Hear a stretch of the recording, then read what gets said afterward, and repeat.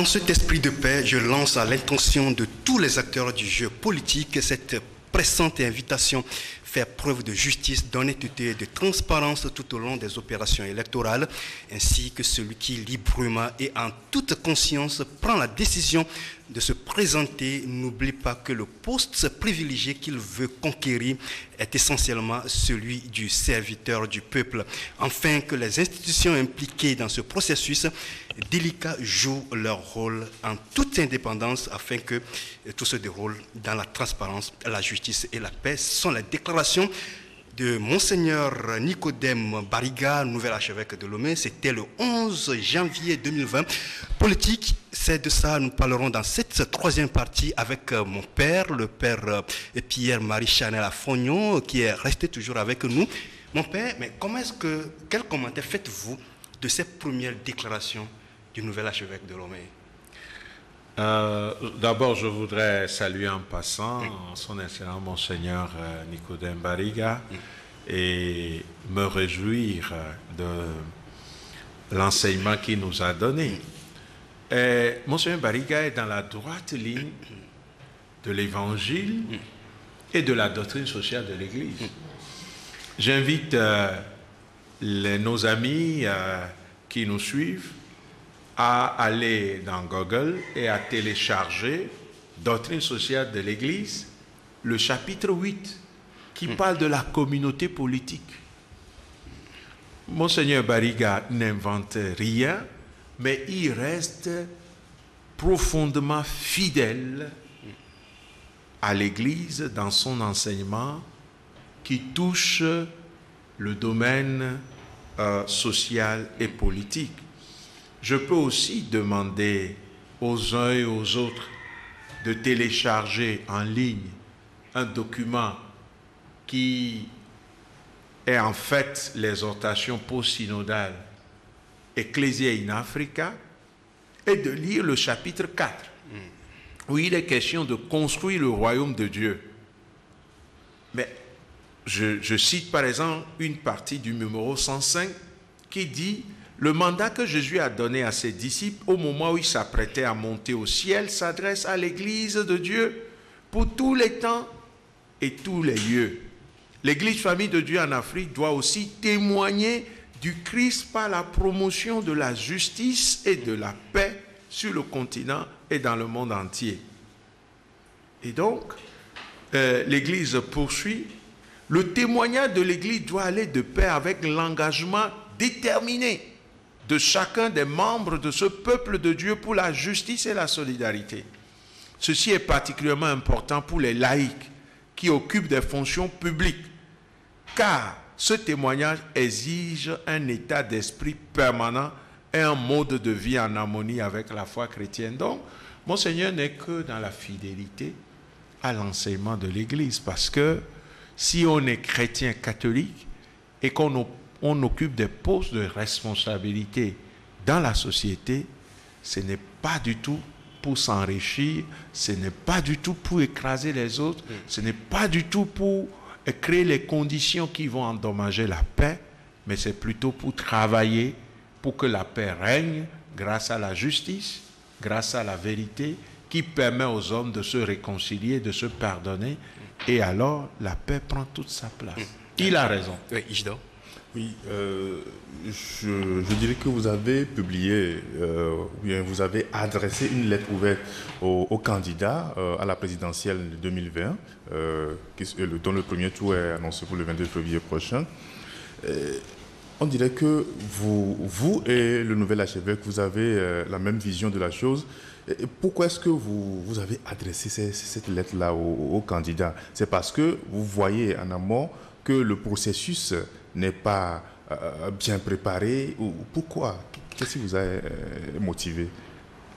De façon immédiate, c'est que je sentais dans le discours des candidats, voilà pourquoi j'ai parlé de candidats réels ou potentiels, je sentais dans leur discours simplement deux réalités: conquête et exercice du pouvoir, ou conservation et exercice du pouvoir. Je ne sentais rien qui exprime au peuple leur devoir. Et j'ai l'impression que, j'ai eu cette impression, je peux me tromper, que leur souci comme candidat n'était pas d'abord le peuple. Alors j'ai voulu rappeler, non plus à partir de l'évangile ou à partir de la doctrine sociale de l'Église, mais à partir de la Constitution, c'est quelle leur mission. En fait, quand on parcourt la doctrine sociale de l'Église et on prend ne serait-ce que ce qui sert de préambule à notre Constitution, même dans la version actuelle, on est édifié par le fait que notre peuple, ce qu'il désire, c'est ce que Dieu désire finalement. Au point où il est écrit, nous, peuple togolais, nous plaçons sous la protection de Dieu.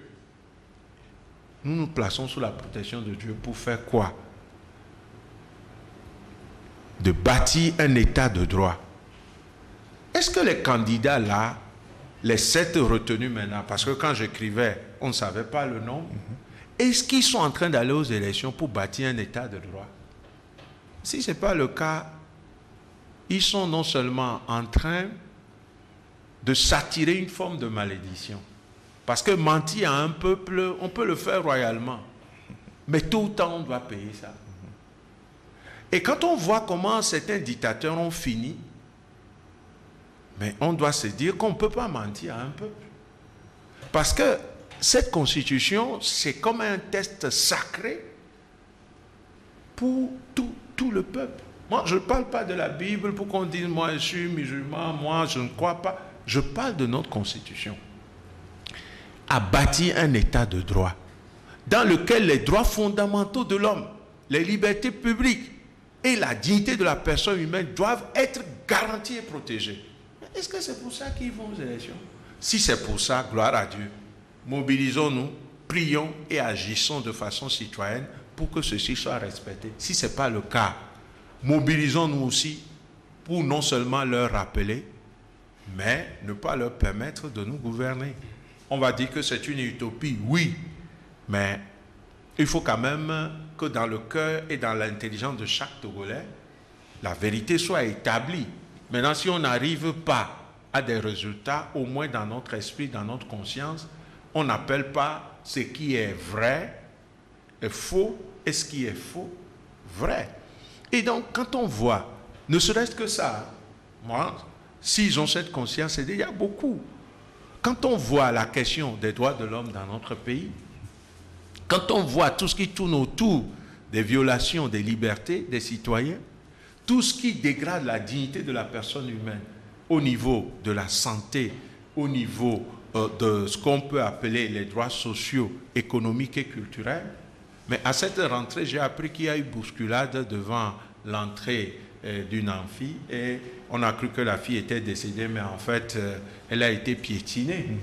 J'ai appris qu'à l'heure où nous parlons, des étudiants qui sont à Goué ou dans Bay, ces environs, à Baguida, tout ça, ils doivent s'organiser pour arriver au campus entre 5h et 5h30 pour pouvoir trouver la place. Si ce n'est pas le cas, ils chargent un collègue de le faire. Et en riant, on m'a dit même qu'il y a des gens qui essaient de faire un peu de... d'avoir un peu de sous autour de ça. Je ne sais pas si c'est vrai. Ils gardent la place pour toi, mais quand même, tu lui trouves un 100 francs ou quelque chose. Vous voyez le degré de la misère. Et pourtant, c'est pour ça que nous sommes rassemblés comme État. Et on dit, convaincu qu'un tel État ne peut être fondé que sur le pluralisme politique, les principes de la démocratie et la protection des droits de l'homme. Mais c'est tellement clair. Mais on se demande, est-ce que nos acteurs, pas les acteurs, les candidats, ils se présentent dans ce sens? Je l'espère. Et on va jusqu'à dire, proclamons solennellement notre ferme volonté de combattre tout régime politique fondé sur l'arbitraire, la dictature, l'injustice. Affirmons notre détermination à coopérer dans la paix, l'amitié et la solidarité. Donc, c'est tellement clair que chaque citoyen doit être vigilant pour qu'on ne vienne pas servir n'importe quel discours pour nous. Dans le monde, tout le monde a besoin de sécurité, tout le monde a besoin de paix, mais ces réalités se construisent grâce à la justice, au respect des droits humains, à la promotion de la dignité de la personne, ainsi de suite, ainsi de suite. Tant qu'on parle de paix, de sécurité, et qu'on ne s'assure pas qu'au sein de nos populations, ces réalités soient respectées comme la Constitution l'annonce, on ouvre sans s'en rendre compte la porte, soit pour la dictature, soit pour des violences. Et c'est pas ce que nous désirons au Togo. Oui, mon père, dans votre lettre, vous avez insisté sur la transparence, la crédibilité du scrutin. Et Monseigneur Bariga dit qu'il faut que les institutions impliquées dans ce processus jouent leur rôle en toute indépendance. Oui. Alors, est-ce que vous pensez aujourd'hui que ces institutions, la CENI, la Cour constitutionnelle, est-ce que ces deux institutions sont crédibles pour la transparence du scrutin? Ils sont nombreux, soit des organisations de la société civile, soit des candidats, ou encore certains partis politiques et d'autres citoyens qui disent que si nous partons du fichier électoral et que nous regardons ce qui est en train d'être organisé et qu'à la lumière de la Constitution, on voit que la Cour constitutionnelle telle que composée est en contradiction avec les tests, qu'on est en train d'aller vers des structures qui vont favoriser des élections non transparentes. Personnellement, je crois qu'il faut écouter ces tendances. Parce qu'en démocratie, il est important que ce que les citoyens disent, même s'ils sont minoritaires, que le pouvoir politique puisse les écouter.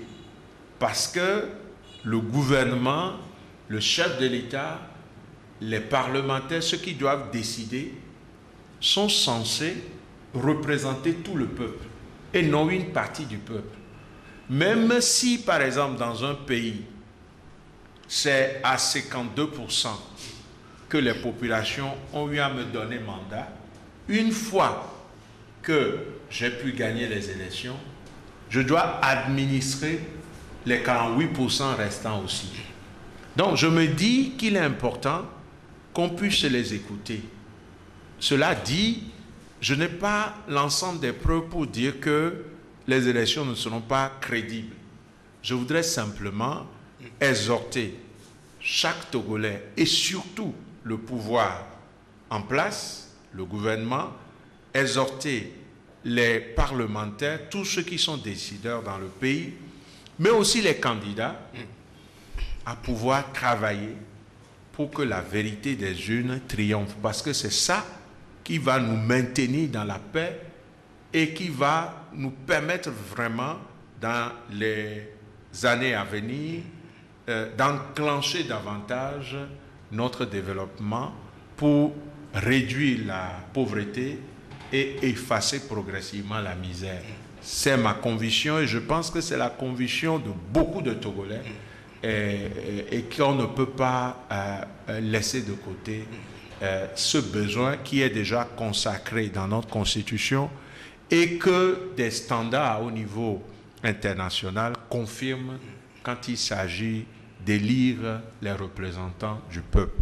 Je termine en disant, à la suite de Monseigneur, que l'unité, la paix et le développement d'un pays dépendent énormément de la qualité personnelle de ceux qui le gouvernent. Il est important que les candidats, les 7 peut-être pour qui nous allons voter le 22, qu'on puisse aller vérifier s'ils ont les qualités nécessaires et que le peuple ne puisse pas voter parce qu'on aura eu un sac de riz, on aura eu un bidon d'huile, on aura eu 10 000 ou 2 000 francs, ainsi de suite, et c'est pour ça qu'on vote. Mais qu'on vote parce que quand je donne la voix à tel, je sais qu'il a les qualités personnelles pour gouverner le pays, afin que le bien-être arrive à tout le monde. Et il faudrait aussi que nous soyons mobilisés pour rappeler à ces candidats ce qui est dit clairement dans l'article 64 de la Constitution, où, quand le chef de l'État prête serment, il finit par dire ceci: devant Dieu, devant le peuple togolais, seul détenteur de la souveraineté populaire. Je m'excuse de le reprendre ici. Ce n'est ni le chef de l'État, ni les ministres, ni les parlementaires qui sont les détenteurs de la souveraineté. C'est nous, nous entendus comme eux et nous, tout le peuple.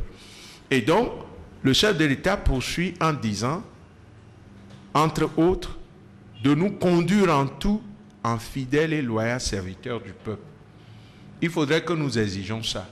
Un chef de l'État, d'après nos constitutions, c'est quelqu'un qui est fidèle et loyal dans le service du peuple. Rien d'autre.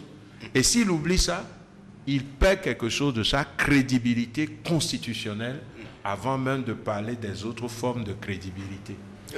Oui, mon père, ma préoccupation demeure. La vérité des urnes. Oui. Nous avons 6 candidats de l'opposition face au candidat du pouvoir qui est Faure Gnassingbé qui roule pour un 4e mandat. Alors, quelle devrait être l'attitude de ces 6 candidats de l'opposition pour que la vérité des urnes triomphe? Est-ce qu'il faut faire une pression? Est-ce qu'il faut engager une dynamique unitaire pour faire pression sur le pouvoir et obtenir un minimum de conditions de transparence des élections? Je crois qu'à différents niveaux, Ouais. il y a des responsabilités partagées. Pour les candidats en question, les 6 que vous évoquez, je crois qu'un minimum, Ouais. c'est que les conditions pour les élections, à savoir le fichier électoral,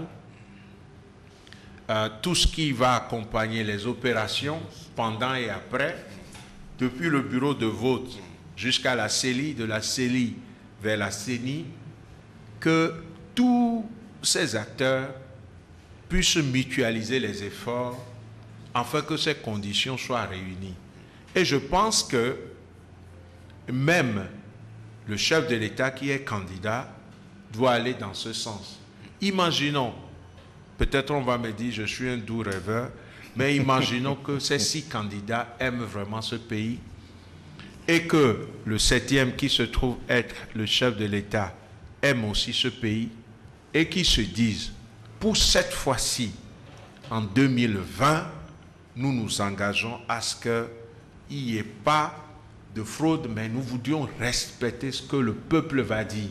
Et eux tous donnent de façon unanime dans un document signé par eux tous ou dans une déclaration publique qui s'engage pour des élections libres, transparentes, et qu'il faudrait qu'on puisse par exemple montrer aux Togolais que le fichier électoral n'est pas entaché de quoi que ce soit, qu'on ne va pas manipuler des chefs traditionnels ou d'autres citoyens pour bourrer les urnes, qu'on ne va pas fausser des résultats au niveau des bureaux de vote, au niveau des CELI, au niveau de la CENI.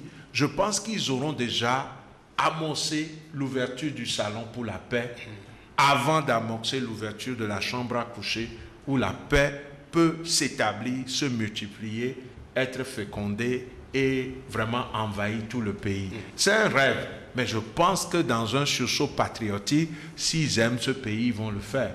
Mais s'ils sont simplement dans un jeu politique pour conquérir et exercer le pouvoir, ou conserver le pouvoir et l'exercer à tout prix, ça va être difficile. Mais je crois que c'est à cela que M. Bariga nous a appelé, hein, vous venez de le citer, quand il parle en citant le pape François qui dit que la politique est une vocation au service, une diaconie laïque qui promeut l'amitié sociale pour générer le bien commun. Moi, c'est un rêve, mais ça, c'est leur responsabilité. Mais vous et moi, citoyens, on ne peut pas croiser les bras. Parce que c'est notre devoir de veiller aussi pour que les élections soient libres, crédibles et transparentes. Moi, je pense qu'on a plus à peu près 9300 et quelques bureaux de vote dans le pays. Et le code électoral, par exemple, je crois que c'est l'article 101, dit que à la fin, il faut proclamer les résultats. Le président du bureau de vote doit proclamer ça, le texte dit à haute voix. C'est-à-dire, s'il proclame ça et que sa voix ne porte pas, les membres de ce bureau de vote peuvent dire, s'il vous plaît, monsieur, la loi a dit de proclamer à haute voix, sans qu'on puisse les inquiéter. On dit après, il faut afficher. S'ils n'affichent pas, ils peuvent dire, s'il vous plaît, monsieur, la loi dit d'afficher. Et quand on affiche avec les kyriels de téléphone portable qu'on a aujourd'hui, si on peut prendre une photo, c'est bien. Imaginons que nous avons des citoyens qui ont sur leur smartphone, chacun, l'image du résultat de son bureau de vote et qu'on proclamait quelque chose qui ne correspond pas à ça. On peut faire un travail citoyen. La loi nous interdit la compilation, mais on peut faire un travail citoyen en confiant à des professionnels ces informations pour voir qu'est-ce que ça va donner comme tendance. Je crois qu'on ne doit pas croiser les bras. Nous devons nous engager en évitant la violence, en évitant de se laisser manipuler, de manger. Parce que si tu bouffes aujourd'hui 15 000, mais dans 2 jours, tu auras faim. Et moi, je vais plus loin. Même si tu as bouffé 15 000 parce que tu es dans la misère noire, est-ce que les 15 000 vont être à côté de toi quand tu vas voter? Il ne faut pas avoir peur. Tu as bouffé 15 000, mais quand tu es devant les jeunes là, vote selon ta conscience pour que Dieu te pardonne au moins le fait d'avoir bouffé pour rien de l'argent. Message compris. Isidore, vous avez une question Oui, mon père, je voudrais juste demander quel regard portez-vous sur la dynamique de l'évêque émérite de Lomé. Je vais parler de Monseigneur Podro, grâce à qui on a un candidat unique de l'opposition. Il y a certains qui disent candidat unique de Monseigneur Podro. Bon, disons simplement candidat. Comme ça, on évite des polémiques. Ce qui est sûr, c'est un candidat. Ouais. Et donc, je crois que Monseigneur Podro s'est investi beaucoup pour un Togo démocratique, un Togo où la justice sociale est une réalité. Et devant une situation complexe, je pense qu'il faut s'abstenir de trop critiquer. Et je ne voudrais pas me prononcer trop sur l'initiative dénommée et l'initiative Monseigneur Podro, parce que, vu l'âge et la responsabilité historique de Monseigneur Podro, vu qu'il a été entouré d'un certain nombre de personnes qui s'y connaissent en politique, je peux simplement constater que ce choix n'est pas un hasard. J'ai appris même que certains partis politiques qui se respectent ont aussi entériné ce choix. Qu'est-ce qui reste? Il reste à ce que nous puissions nous mobiliser d'une part pour que les conditions pour ces élections conduisent à la transparence et d'autre part organiser la veille citoyenne pour que la vérité des urnes triomphe. Du coup, je n'ai rien à dire sur le candidat, mais je trouve qu'il y a plusieurs initiatives parce que nous sommes devant une situation complexe. Il faudrait que l'ensemble des initiatives que nous trouvons positives tendent de mieux en mieux vers une forme de fédération, au moins dans la vision, ce qui permet de réaliser cet adage populaire mais vrai, l'union fait la force. Et dans la langue éve, on dit Benodjoué Douavoudoto. Si vous voulez mettre vraiment au large une pirogue, d'autres tirent vers le lac ou vers l'océan, les autres tirent par derrière, difficilement on arrive à pouvoir commencer une navigation. Donc, prions pour que les initiatives en cours, que ce soit de Monseigneur Podro ou d'autres, puissent converger vers une vision pour que les actions stratégiques amènent effectivement à la victoire du peuple togolais et non de X contre Y. Oui, vous êtes porte-parole du mouvement des forces vives et espérances pour le Togo. Quelle est la position claire de votre mouvement par rapport aux candidats? En fait, nous, à Espérance pour le Togo, nous sommes un regroupement d'associations. Oui. Et pour venir à la place publique dire quelque chose, le porte-parole doit d'abord accepter qu'il y ait une réunion et que chaque membre se prononce. Ce qu'on n'a pas fait. Ouais. Samedi passé, nous avions tenu une réunion et nous sommes en marche. S'il faut que Espérance se prononce, nous allons nous prononcer dans les jours qui viennent. Oui. Mon père, nous nous acheminons vers la fin de cette émission. Oui. Le temps nous talonne. Si on vous demandait de conclure cette émission, que diriez-vous? Je dirais d'abord, n'ayons pas peur. Le Togolais a trop peur. C'est-à-dire que les gens sont trop angoissés. Oui. N'ayons pas peur, ça ne vient pas de moi, ça vient de notre Seigneur Jésus-Christ, ça vient de Dieu. Parce que celui qui prend le chemin de la vérité, de la justice, le chemin du respect de la dignité humaine, le chemin de la promotion des droits humains, il a beau trouver des difficultés, il est sur la bonne voie. Il ne peut que persévérer, aller jusqu'au bout. En un seul mot, courage, persévérance, détermination pour la justice et la vérité en vue de la paix sur la terre de nos aïeux. Et même après 22 février. Bien sûr, maintenant, pendant et après.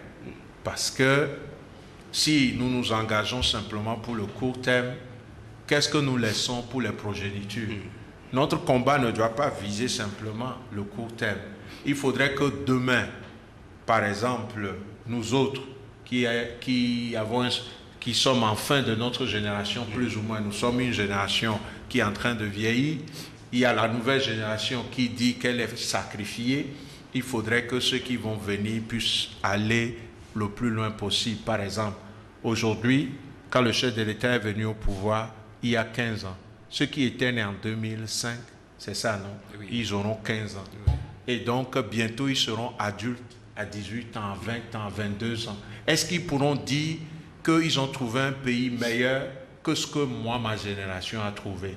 Nous ne devons pas perdre ça de vue pour que les générations qui viennent trouvent un Togo meilleur. C'est ce qui est dit dans notre hymne. Hein? C'est pour que le Togo soit l'or de l'humanité que nous existons comme pays. Père Pierre-Marie Charnel-Afognon, merci d'avoir répondu à notre invitation. C'est moi qui vous remercie et salue fraternellement tous mes compatriotes. Je rappelle que vous êtes le directeur national de l'enseignement catholique et aumônier des cadres catholiques du Togo, porte-parole du mouvement des forces vives Espérance pour le Togo. Merci Jidor. Merci Claver. Oui. Salut les internautes. Oui, merci aux internautes de nous avoir suivis durant toute cette émission. On vous donne rendez-vous la semaine prochaine pour un autre numéro et un nouveau sujet avec de nouveaux invités. Merci et d'ici là, portez-vous bien.